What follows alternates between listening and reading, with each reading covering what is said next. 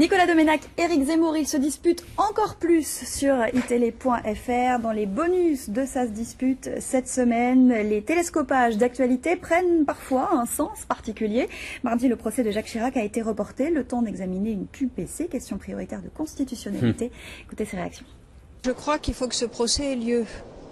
Évidemment, avec la courtoisie, les attentions nécessaires. C'est dévastateur politiquement, puisque ça donne le sentiment de l'impunité pour les puissants ou ceux qui l'ont été. Je crois qu'on est dans une inégalité de traitement entre nos concitoyens selon leur position sociale, et c'est dramatique du point de vue du sens que ça affiche pour l'opinion publique.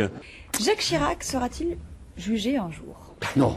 Non, c'était un procès fictif pour des emplois fictifs, voilà. Donc on aura réussi, enfin ils auront réussi ce qu'ils avaient entrepris dès l'Élysée avec Dominique de Villepin, à casser les juges, à casser la justice. Alors on peut se réjouir qu'il n'y ait pas de procès parce que c'est un vieux monsieur pour lequel on a de la sympathie, qui a même fait des choses importantes pour la France, l'Irak, ses prises de position contre le Front National, voilà. Il en a fait des beaucoup plus discutables, mais n'empêche qu'il en a fait tellement pour arriver au pouvoir, pour conquérir le pouvoir, avec le RPR ils ont racketté l'Île-de-France, Paris, qu'il fallait quand même qu'il y ait une condamnation symbolique pour qu'on ait le sentiment que, au fond, il n'y avait pas de laxisme pour les gens d'en haut et les puissants, alors que pour ceux d'en bas, on réclamait la plus grande sévérité. Vous avez entendu des hommes politiques réclamer la sévérité pour eux-mêmes? Moi, non. Moi, je suis absolument scandalisé par ce qui s'est passé là, parce que si alors on parlait du Front National, alors allons-y, vas-y. Là, voilà encore, parce que ça peut profiter au Front National, à mort, je veux dire, parce que c'est une démonstration après tant d'autres,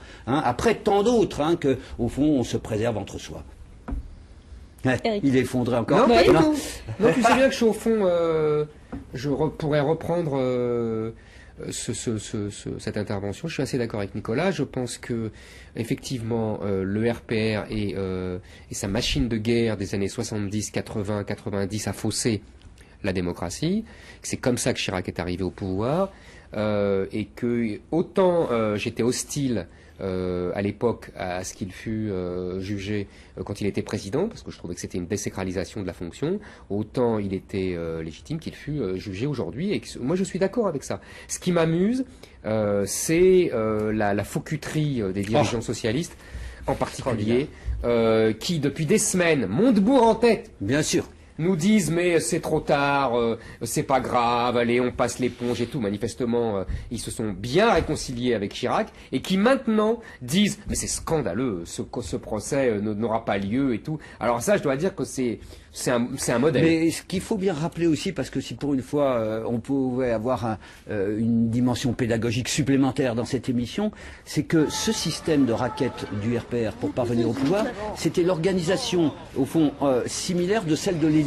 C'est-à-dire vous aviez l'Élysée de Giscard d'un côté, et de l'autre la mairie de Paris de Chirac, qui offrait des postes d'abord à des potes, d'accord, mais aussi qui faisait système de cette organisation-là, qui achetait les centristes, qui achetait les radicaux, parce qu'il n'avait plus Matignon. Quand il a quitté Matignon, voilà. Ça s'est passé comme ça. Il fallait qu'il trouve de l'argent. Si on ne sanctionne pas tout ça, on sanctionne rien, quoi. Mais Juppé a payé pour ça. Juppé a payé, bien comme d'ailleurs pour le PS, Emmanueli a payé pour ça, parce qu'il y avait un système équivalent. Juppé a payé dans le dossier de Nanterre, qui aurait pu d'ailleurs continuer à être instruit. Il faut dire qu'il parle de Giscard et de Chirac, mais il y a aussi Mitterrand et le PS qui a organisé tout un système aussi de financement, aussi illégal. Donc il faut pas oublier. C'était mais c'est le RPR qui l'a. Voilà. Il me semble, je suis pas un spécialiste, mais c'est le RPR qui l'a systématisé le plus. Ouais, c'est ça, la meilleure organisation, après tout. Avec Paris, quand même, et la région d'Île-de-France. Non, si je rappelle ça, c'est parce que tous les Chiraciens, eux, sont venus nous expliquer que c'est parce qu'il avait un grand cœur, que donc il a signé quelques lettres pour la crémière de son village. Ce qui est vrai aussi. Ce qui est vrai aussi, ce que je veux dire, c'est que c'est Jacou, voilà. Grand cœur, d'accord. Mais que c'était aussi une organisation systémique. Tout ça est vrai. Donc, alors, j'ai l'impression que dans l'opinion, du moment qu'il n'y a pas d'enrichissement personnel, voilà, mais c'est le raisonnement qu'on applique à tous les hommes politiques qui sont pris dans les affaires actuellement, que ce soit Éric Woerth, on a dit la même chose, que ce soit Michel Alliot-Marie, il pourrait faire n'importe quoi. Non, et du moment qu'il n'y a pas d'enrichissement personnel. c'est pas négligeable. Mais vous ça voyez l'autre n'efface- jour à la télévision le film sur Fouquet, le procès de Fouquet.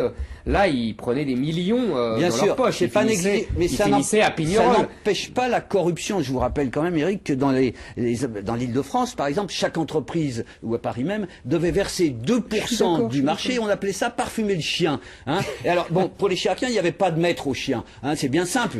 Et ont été condamnés juste ceux qui allaient le promener. Hein, c'est-à-dire Michel Roussin qui allait promener le chien, et puis Alain Juppé, voilà. Bah, Michel Roussin, c'est vrai. En plus. Bravo. Voilà. Mais il dit ça, il faut expliquer aux gens. C'est parce que Bernadette Chirac a dit un jour, qui c'est Michel Roussin, c'est celui qui promène le chien.